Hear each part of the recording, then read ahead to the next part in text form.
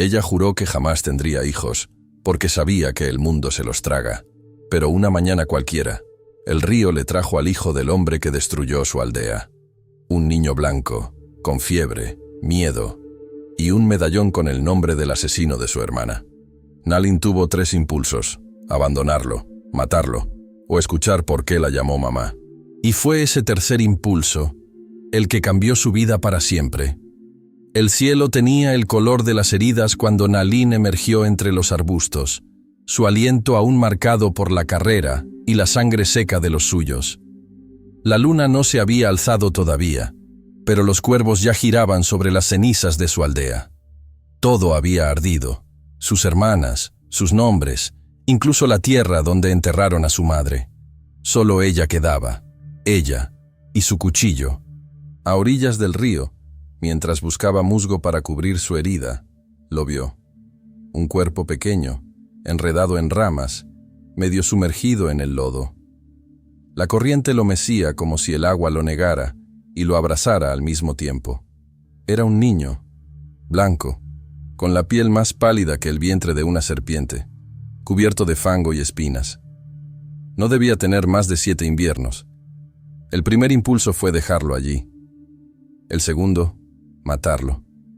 Pero el tercero fue escuchar.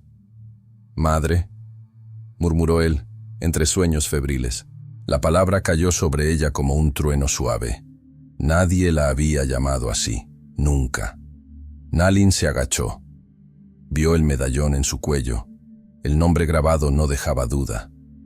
Aquel niño era hijo del hombre que lideró a la caballería, el que ordenó el fuego, el que reía mientras su gente caía. Su odio fue un animal que despertó. La mano tembló al levantar la hoja, pero sus ojos eran demasiado grandes para cargar esa culpa. Lo cargó. Durante días, lo ocultó en una cueva húmeda junto al río, alimentándolo con raíces y miel robada. Le bajó la fiebre con canciones que no recordaba conocer. Lo vio sudar, temblar, soñar con caballos y disparos. Nalin no dormía. El odio, su último refugio, comenzaba a deshilacharse con cada palabra infantil que él pronunciaba. «¿Dónde está mi mamá?», le preguntó una mañana. Ella no respondió. Solo miró hacia el este, donde las montañas aún conservaban la forma de los ancestros. Lo llamó Nahu, eco lejano, porque no podía nombrarlo por su linaje, y él la llamó mamá. Por primera vez, Nalin sintió miedo, no del hombre que quemó su hogar, sino de sí misma, de lo que empezaba a sentir por el hijo del enemigo. Nahu se aferraba a su manta de piel como si el mundo fuera un río que lo arrastraba. Nalin lo observaba desde la entrada de la cueva, sentada en cuclillas, sus ojos quietos como piedras. A cada día que pasaba, el niño hablaba más, preguntaba más y recordaba menos. «Mi padre es capitán», dijo una tarde, mientras intentaba atrapar una luciérnaga con las manos sucias. «Dice que los indios no sienten, que por eso no lloran». Nalin no respondió, pero su mandíbula se tensó como si masticara un recuerdo duro. Él no sabía. Todavía no. El bosque empezaba a cambiar. El verano se volvía lento, denso, y el canto de los pájaros ya no sonaba a júbilo, sino a advertencia. Nalin había vivido suficiente para leer esos signos. Algo se acercaba. Y no era el invierno. Una noche, al regresar de buscar raíces más allá del claro, encontró al niño dormido con su medallón abierto en las manos. Adentro, una imagen. Un hombre rubio con uniforme azul, montado sobre un caballo blanco. El rostro del padre. Nalin sintió el corazón golpearle las costillas como un tambor de guerra. Ese hombre había matado a su hermana con una bala por la espalda. Había ordenado quemar a los niños dentro de las chozas. Ese hombre era el padre de Nahu. Y sin embargo, había dejado de ver ese rostro en el niño. Eso la asustó más que cualquier amenaza. Durante días, el silencio se volvió más pesado entre ellos. Nahu lo sentía. Intentaba ganarse sus palabras, dibujaba figuras en la tierra, le traía piedras bonitas. Una mañana, le ofreció una. Era pequeña, gris, en forma de corazón. «Es para ti, mamá, porque me salvaste». Nalin tragó saliva. Su nombre no era mamá. Su historia no era salvación, era ruina. Pero no lo corrigió. Cuando el niño durmió, ella caminó hasta lo alto de la colina. Desde ahí, se veían las marcas lejanas de las ruedas de la caballería. Era cuestión de días. Tenía que decidir, entregarlo o huir. No lo odiaba ya. Pero amar al hijo del enemigo era como enterrar semillas en tierra quemada. Uno no sabe si florece o envenena. Esa noche, Nahu se despertó gritando. Había soñado con fuego. Nalin lo abrazó. Lo envolvió como nunca abrazó a nadie. Y le susurró una canción antigua, en la lengua de sus muertos.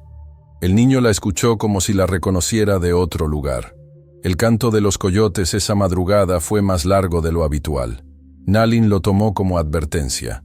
Desde niña le enseñaron que cuando los animales no callan, es porque los hombres se acercan. Nahu dormía profundo, abrazado a la piedra en forma de corazón. Nalin lo observó en silencio. Algo en su rostro dormido le recordaba al suyo propio cuando era niña.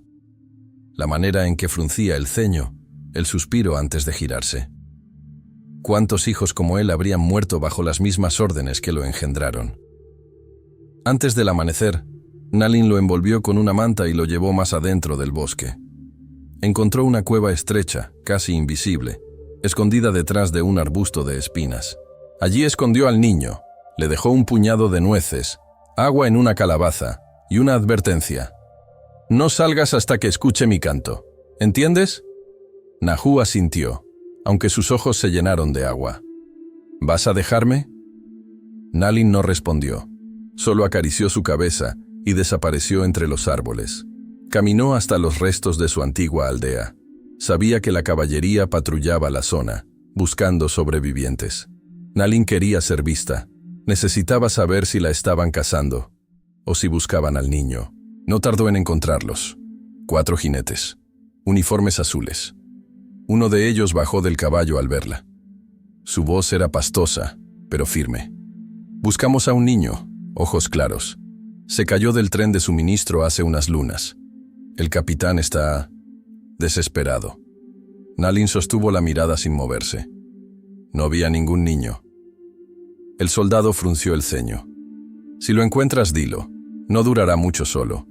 Ya viste lo que hicieron los tuyos cuando atacaron el convoy». «Cuando atacaron». Las palabras la cortaron como cuchillos. Habían borrado la masacre. Habían transformado el grito en culpa ajena. Nalin sintió el odio regresar. Un odio frío, antiguo, no contra el niño, sino contra esa manera de moldear la historia. Volvió a la cueva al anochecer. Nahu saltó hacia ella, aliviado. «Soñé que no volvías». Ella lo sostuvo un instante más largo que de costumbre. «Nos iremos mañana», dijo, lejos, donde no encuentren tu nombre. «¿Y el tuyo?», preguntó el niño. Nalin no supo responder. Su nombre había muerto con su aldea. Lo que quedaba era esta promesa viva entre sus brazos. Antes del primer amanecer, Nalin trazó con ceniza un símbolo antiguo sobre la frente de Nahu. No era de guerra ni de protección.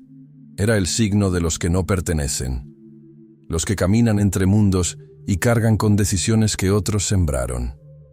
«Hoy eres sombra», susurró ella, y él asintió, como si lo comprendiera sin entenderlo todo.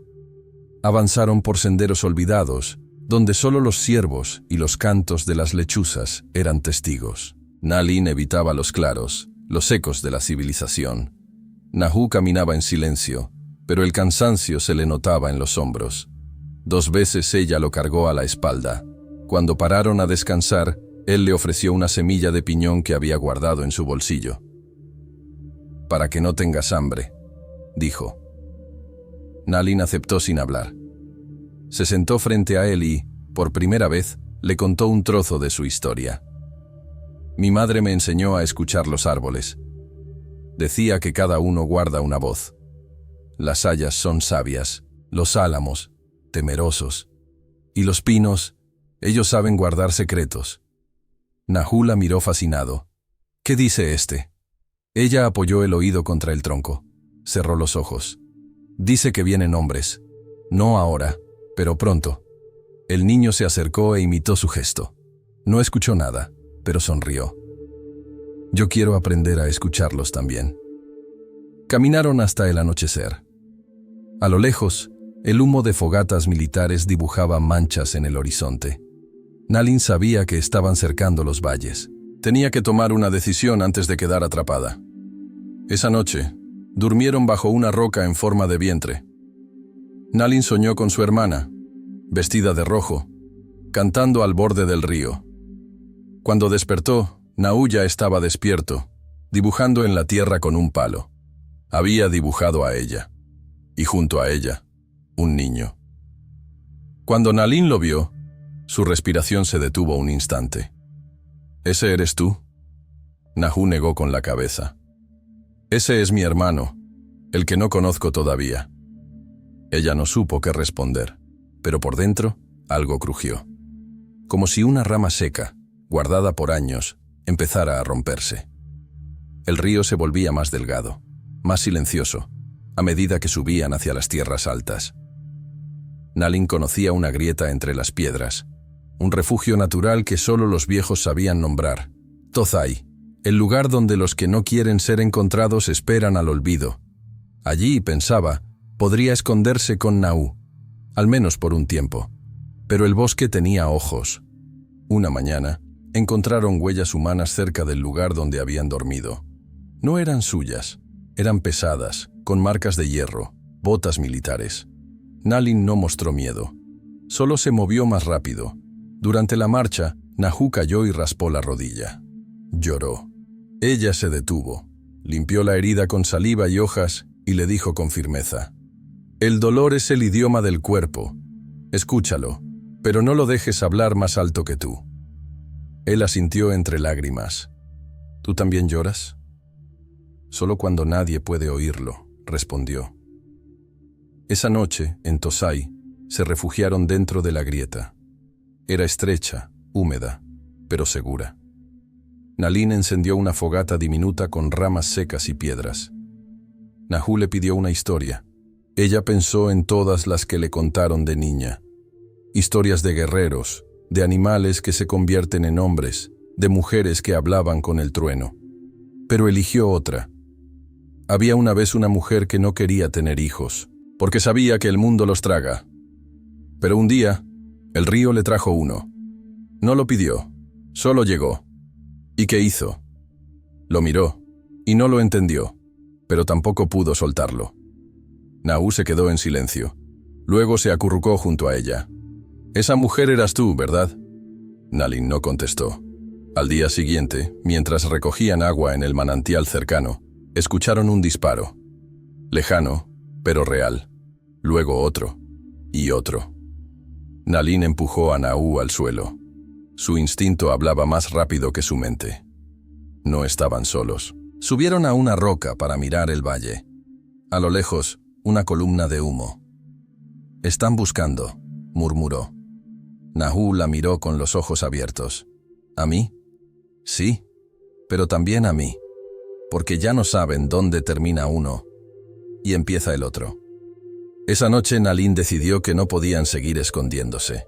No si quería que Nahu creciera sabiendo quién era. No si ella misma quería recordar quién había sido. La decisión maduró en Nalin como fruta amarga. Al amanecer, envolvió a Nahu en su manta y lo despertó con suavidad. «Hoy caminamos hacia el sol», le dijo, «pero no para escondernos. Vamos a encontrar a los que aún escuchan». Nahu no entendió del todo, pero tomó su mano sin preguntar. Descendieron por las veredas serpenteantes que llevaban al otro lado del monte. Nalin sabía que había clanes que todavía resistían en las quebradas profundas. Mujeres y ancianos que sobrevivieron a las redadas, que vivían como raíces ocultas bajo la corteza. Si alguien podía darles cobijo, aunque fuera por una luna, serían ellos. Tras 2 días de marcha, llegaron a una garganta pedregosa. Allí, un humo delgado serpenteaba entre las rocas. Nalin alzó un pañuelo rojo y lo agitó 3 veces. Era una señal antigua, de tregua, de dolor. Una figura emergió de entre los cactus. Era una mujer mayor, con la piel curtida como cuero viejo y los ojos llenos de tiempo. Su nombre era Sayen. No sonrió al ver a Nalin, pero tampoco levantó su arco. «Pensé que habías muerto», dijo con voz seca. «Casi, pero este me sostuvo», respondió Nalin, señalando a Nahu. Sayen lo miró con desconfianza. «Es blanco. Es niño». La anciana los dejó pasar. En la grieta del cañón, una docena de rostros desconfiados los observaron. Ninguno habló. Algunos niños se escondieron. Nahu se pegó a Nalin como una sombra. Durante los días siguientes, Nalin trabajó en silencio.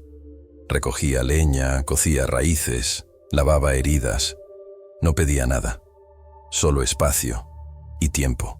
Nahu, por su parte, comenzó a jugar con una niña muda llamada Isha. Se entendían con gestos, risas pequeñas, piedras alineadas como soldados dormidos. Una noche, junto al fuego, uno de los hombres habló. «¿Por qué no lo mataste?» Nalin lo miró sin parpadear. «Porque entonces me habría matado yo también». El silencio fue espeso. Sayen asintió con lentitud. «Has cambiado». «No. Solo me quité la piel del odio, pero aún sangro». Nahu se quedó dormido esa noche abrazado a un tambor roto. Sus sueños eran tranquilos. Nalin, en cambio, no durmió. Sintió el viento cambiar. Supo que la calma era un engaño breve. La caballería no perdona deserciones. Al amanecer, Sayen la llevó aparte. «Han ofrecido recompensas, por niños perdidos, por ti». «¿Cuánto?» «Más de lo que valen nuestros inviernos». Nalin cerró los ojos. «Entonces debo irme, antes de que alguno tenga hambre de más». Sayen no la detuvo. «No todos entenderán tu decisión, pero los ríos no preguntan por qué fluyen. Solo lo hacen». Partieron al alba, sin despedidas. Nalin sabía que las despedidas eran una forma de apego, y que el apego era peligroso. Envolvió a Nahu con una manta tejida por Isha, la niña muda, y descendieron del cañón en dirección al sur, hacia la región donde los caminos ya no tenían nombre y los mapas eran solo viento. La ruta era más inhóspita, no había rastro de caza y el agua era escasa.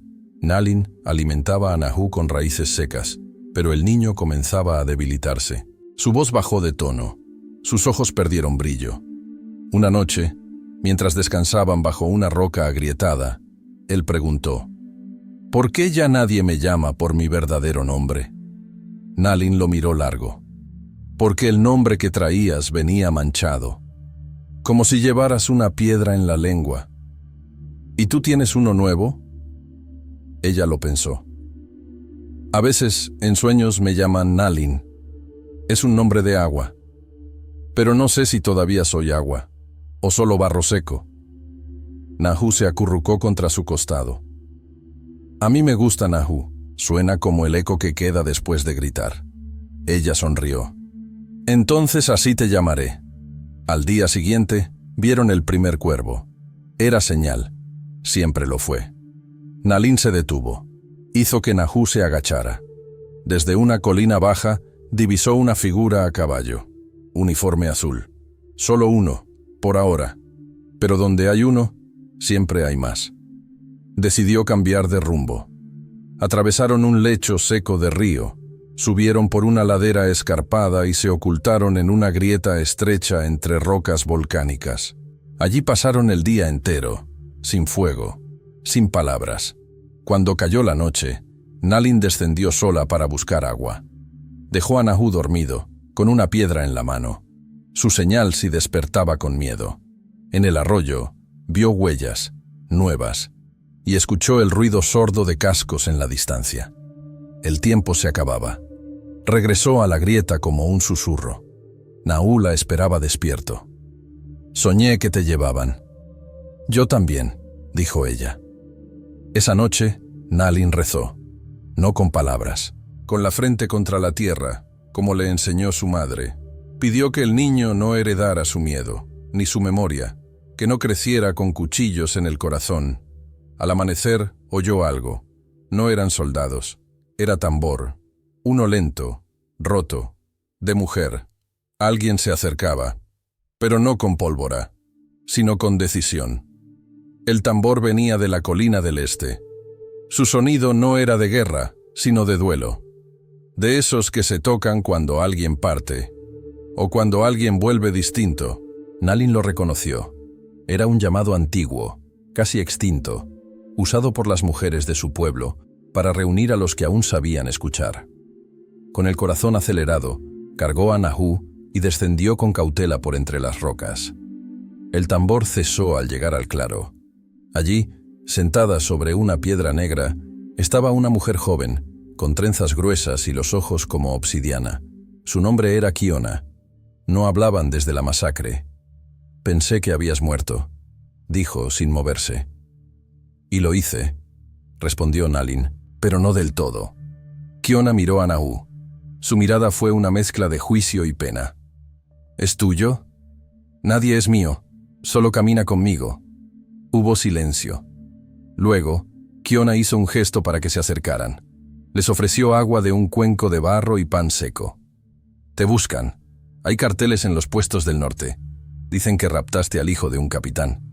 «No mentían», dijo Nalin. Kiona arqueó una ceja. «¿Y no lo mataste?» «No pude. Porque es niño. Porque me llamó madre». El fuego del centro crepitó. Nahu jugaba con piedras cerca, ajeno al peso de las palabras. Kiona bajó la mirada. «¿Qué harás cuando lo encuentren? Cuando él crezca y recuerde quién es. Entonces le diré quién fui yo, y que el amor no borra la sangre, pero la hace más difícil de derramar». Pasaron la noche bajo un techo improvisado de ramas. Nahu durmió entre ambas mujeres. Kiona no preguntó más. Solo escuchó. Al día siguiente llegaron noticias. Un joven mensajero apache, malherido, llegó al claro. Había visto a la caballería avanzar con dirección al sur, rastreando las huellas de una mujer con niño. Traían perros. «Tienen orden de disparar», dijo antes de desmayarse. Nalin se quedó inmóvil. Nahu la miró, entendiendo sin entender. «¿Nos van a atrapar?» Ella se agachó, tomó su rostro entre las manos. «Solo si dejas de correr, o si dejas de ser tú». Kiona se ofreció a guiarlos hasta una grieta oculta en el cañón sagrado, donde los espíritus no permiten rastros. Era un camino difícil, pero posible. Nalin aceptó. Pero antes, se volvió al mensajero inconsciente. Le dejó una señal escrita con carbón en la piedra. «Si alguien busca al hijo del capitán, dile que aprendió a caminar descalzo, y no quiere volver». El ascenso hacia el cañón sagrado fue brutal. Durante 3 días, Nalin, Nahu y Kiona caminaron entre espinas, bordearon precipicios y cruzaron quebradas secas. El viento allí tenía voz. No palabras, pero sí advertencias. Y los huesos del suelo parecían recordar cada paso de quienes ya no estaban. Nahu no se quejaba, solo apretaba con fuerza la mano de Nalin. La niña muda, Isha, les había dejado un colgante hecho con plumas y cuentas. Él lo llevaba al cuello como si fuera una segunda piel, como si creyera que eso lo hacía invisible. Una noche, cuando acamparon en una hendidura protegida por peñascos, Kiona le enseñó a Nahu a leer el cielo. Las estrellas no son solo luz, son memoria.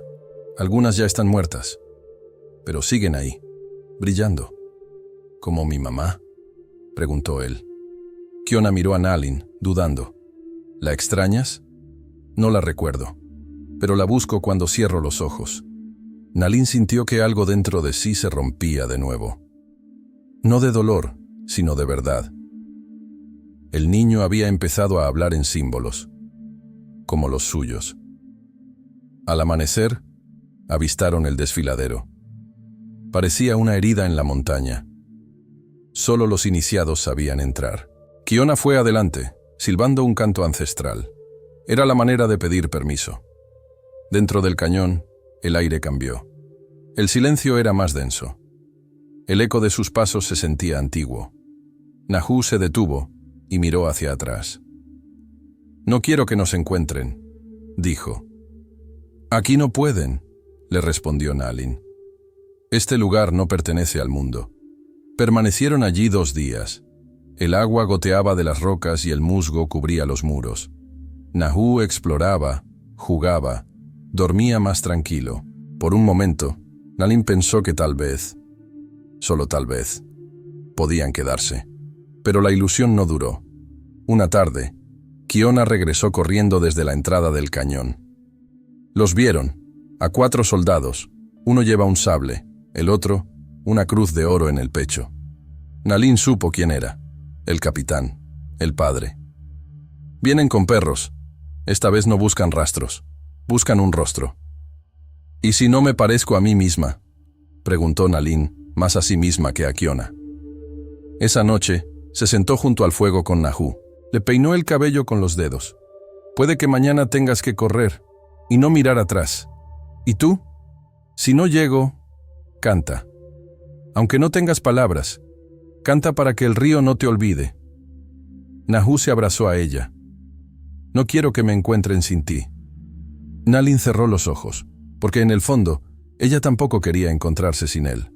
El amanecer llegó sin canto de aves. Eso era mala señal. El silencio en la montaña no era nunca vacío, era espera. Nalin supo que el cerco se cerraba. Se levantó antes que Nahu y, junto con Kiona, subió a un saliente para observar el valle. Los vieron. 5 hombres, 4 a caballo y 1 a pie. Ese último llevaba un sable cruzado en la cintura. No cabía duda. El capitán, el mismo rostro del medallón. El mismo que aún aparecía en los sueños febriles del niño. «Podríamos escapar por la grieta del este», dijo Kiona. «Pero es angosta. El niño tendría que ir solo un tramo». Nalin negó. «No lo dejo otra vez. Si caemos, será juntos», regresó con Nahu. El niño jugaba con piedritas, dibujando círculos concéntricos. «Vienen», dijo ella sin adornos. Nahu levantó la mirada.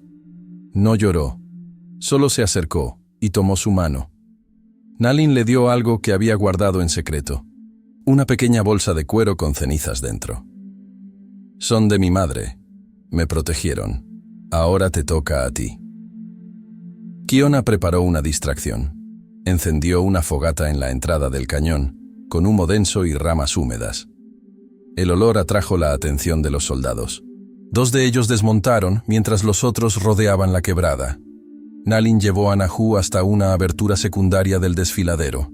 Allí lo escondió, cubriéndolo con ramas y piedras. «Recuerda lo que te dije. Si algo pasa, canta». «¿Y tú?» «Voy a hablar con él. Con tu padre». Nahu abrió los ojos. «¿Lo vas a matar?» «No lo sé. A veces la verdad no cabe en la mano, ni en un cuchillo».